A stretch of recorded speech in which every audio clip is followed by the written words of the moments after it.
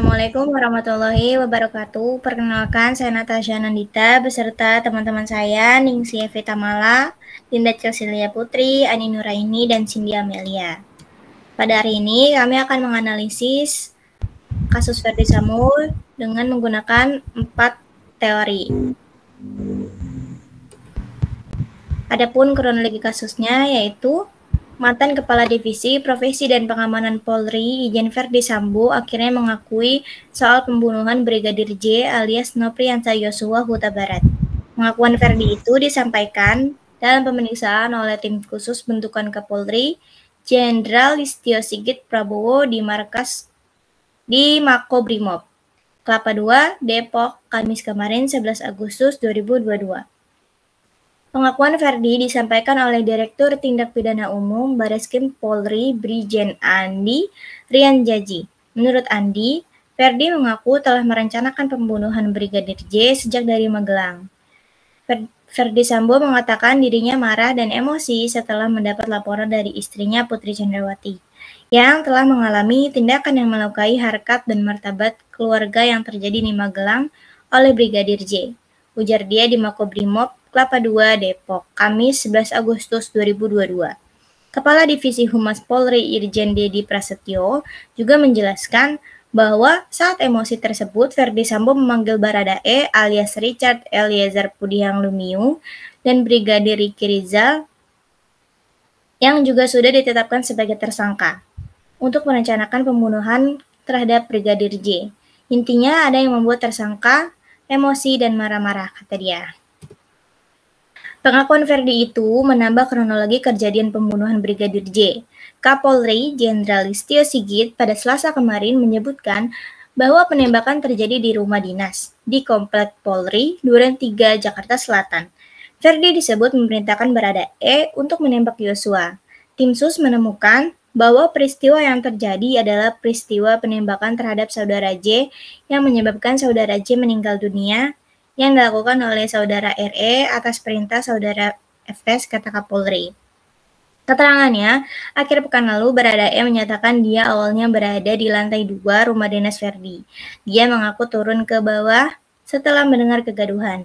Sesampainya di lantai 1, Baradae mengaku melihat Verdi memegang pistol, sementara Brigadir J sudah terkapar bersimbah darah. Dia pun mengaku diperintah Verdi untuk menembak rekannya sesama anggota Polri tersebut. Selanjutnya, kami akan menganalisis kasus Verdi Sambo dengan menggunakan teori yang pertama, stimulus dan respon yang akan dijelaskan oleh Ani. Stimulus respon merupakan proses aksi-reaksi. Artinya, model ini mengasumsi bahwa kata-kata verbal, isyarat non-verbal, simbol-simbol tertentu akan merangsang orang lain memberikan respon sebagai cara tertentu. Dari kasus Verdi Sambo ini, kami menemukan keterkaitan dengan teori stimulus respon, yaitu penyebab Verdi Sambo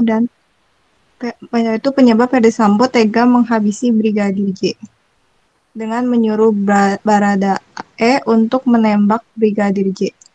Direktur Tindak Pidana Umum Bareskrim Polri Brigjen Pol Andi Rianjadi mengatakan Verdi Sambo marah sebelum Brigadir J dieksekusi. Itu yang menjadi penyebab Verdi Sambo tega menghabisi Brigadir J. Dalam keterangannya di BAP, penyebab Verdi Sambo habisi Brigadir J setelah mendapat laporan dari istrinya PC. Verdi Sambo marah-marah dan emosi, kata Andi Rianjadi dalam konferensi pers. Andi mengungkapkan Putri mengaku mengalami tindakan yang melukai martabat keluarga dari Brigadir J saat di Magelang dan melaporkan hal ini kepada suaminya, Verdi Sambo. Sayang, Andi tidak menjelaskan secara rinci apa tindakan tersebut. Selanjutnya, menganalisis menggunakan teori komunikasi persuasif yang akan dijelaskan oleh Ningsi. Komunikasi persuasif adalah komunikasi yang bertujuan untuk mengubah atau mempengaruhi kepercayaan, sikap, dan perilaku seseorang sehingga bertindak sesuai dengan apa yang diharapkan oleh komunikator. Komunikasi persuasif merupakan proses penyampaian pesan yang dimaksudkan untuk memperkuat, membentuk, ataupun mengubah tanggapan seseorang, atau lebih tepatnya berguna untuk mempengaruhi orang lain supaya sependapat dengan komunikator. Komunikasi persuasif sendiri identik dengan komunikasi yang sifatnya membujuk orang lain tanpa adanya paksaan untuk sependapat dengan pembicara. Dari kasus Ferdy Sambo ini, kami menemukan keterkaitan dengan komunikasi persuasif, yaitu Komisioner Komnas HAM, Khoirul Anam mengungkapkan ada komunikasi antara Irjen Ferdy Sambo dan istri Putri Chandrawati yang mempengaruhi pembunuhan Brigadir Nofriansah Yosua Huta Barat atau Brigadir J. Ia menjelaskan komunikasi Ferdy Sambo dan istri terlihat dalam rekaman video berdurasi 1 jam yang diterima Komnas HAM. Namun Anam tidak merinci isi percakapan Ferdy Sambo dan istrinya.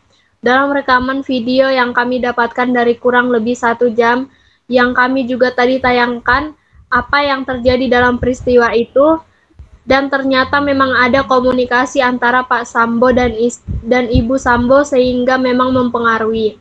Sangat mempengaruhi peristiwa yang ada di TKP 46 atau rumah dinas Ferdy Sambo, kata Anam saat jumpa pers setelah memeriksa Ferdy Sambo di Makobrimob Kelapa II Depok Jumat 12 Agustus 2022.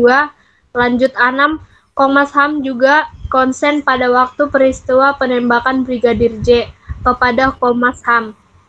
Irjen Ferdy Sambo memastikan Brigadir J masih hidup ketika tiba di rumah dinasnya. Selanjutnya, menganalisis menggunakan teori komunikasi politik yang akan dijelaskan oleh Dinda.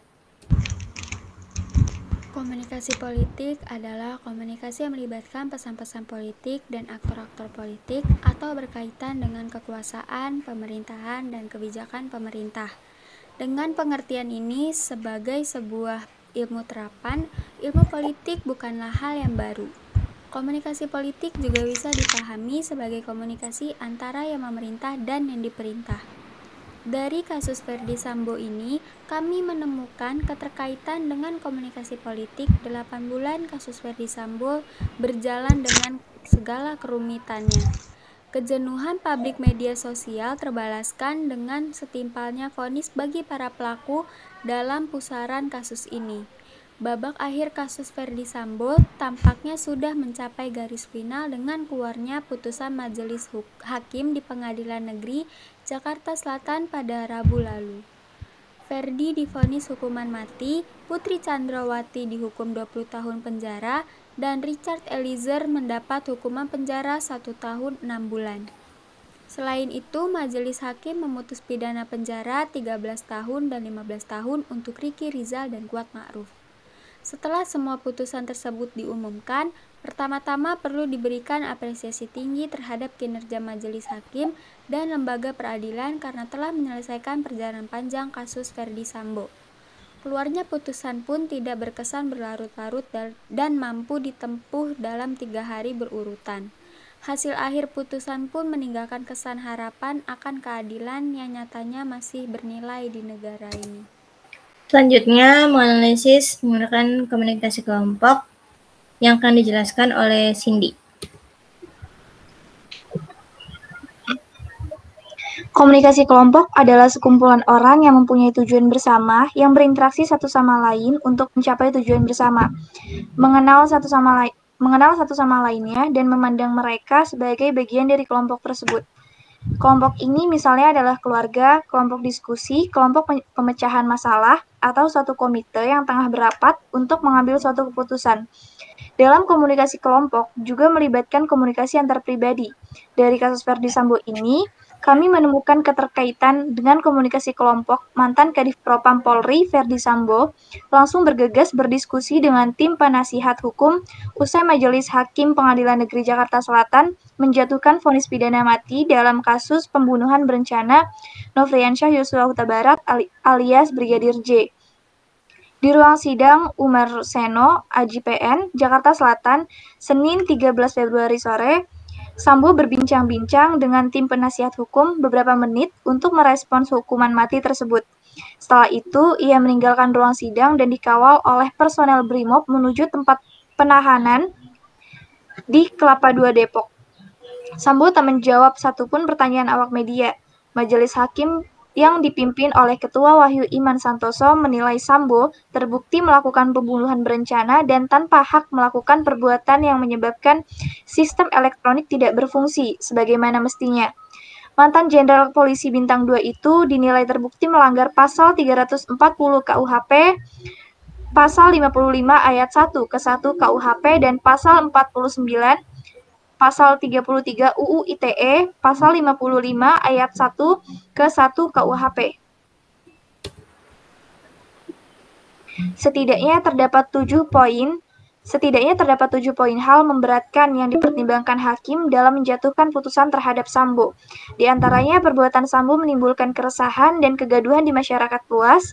Sambo telah mencoreng institusi Polri di mata masyarakat Indonesia dan dunia internasional. Hingga Sambo dinilai berbelit-belit memberi keterangan di persidangan dan tidak mengakui perbuatannya. Sementara itu, hakim berpendapat tidak ada satupun keadaan meringankan bagi Sambo. Selanjutnya, kami akan menampilkan terkait video ilustrasi kasus Ferdi Sambo tersebut. Kami mengambil sumber ini dari channel YouTube Kompas TV.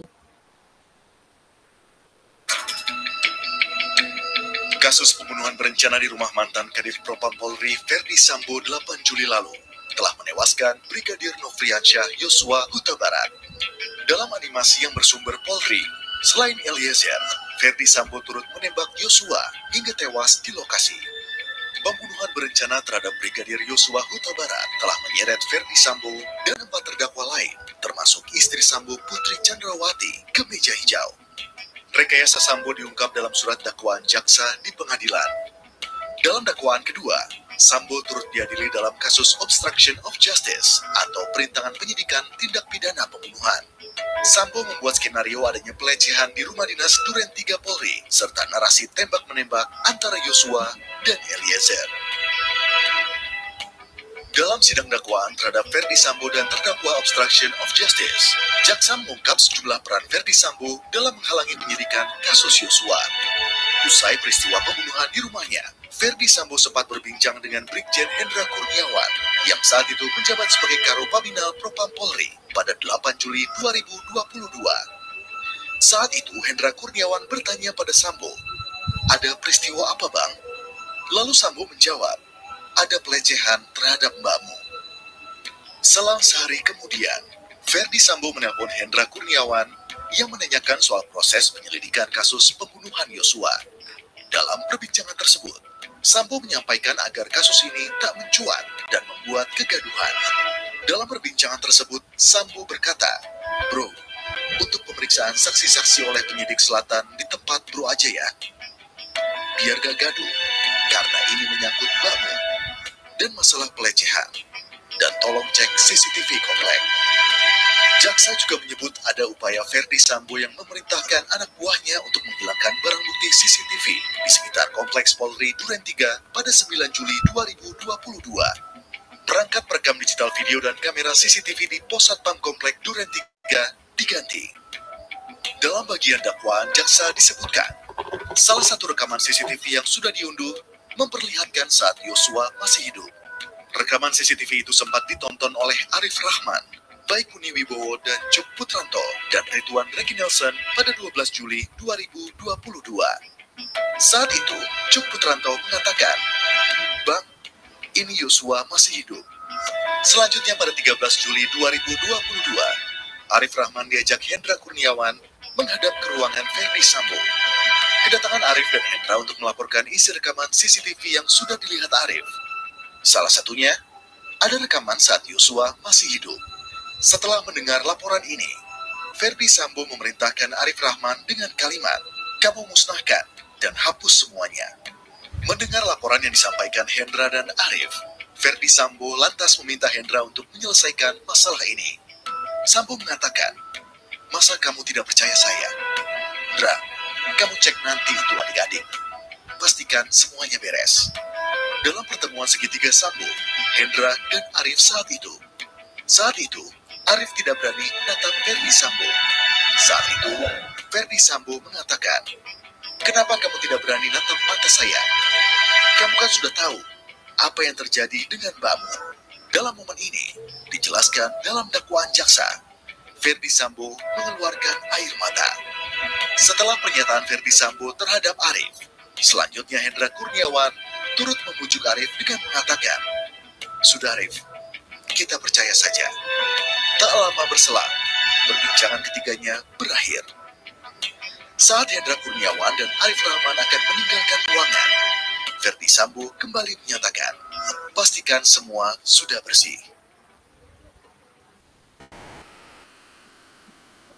Sekian presentasi dari kelompok kami, kurang lebihnya mohon maaf. Wassalamualaikum warahmatullahi wabarakatuh.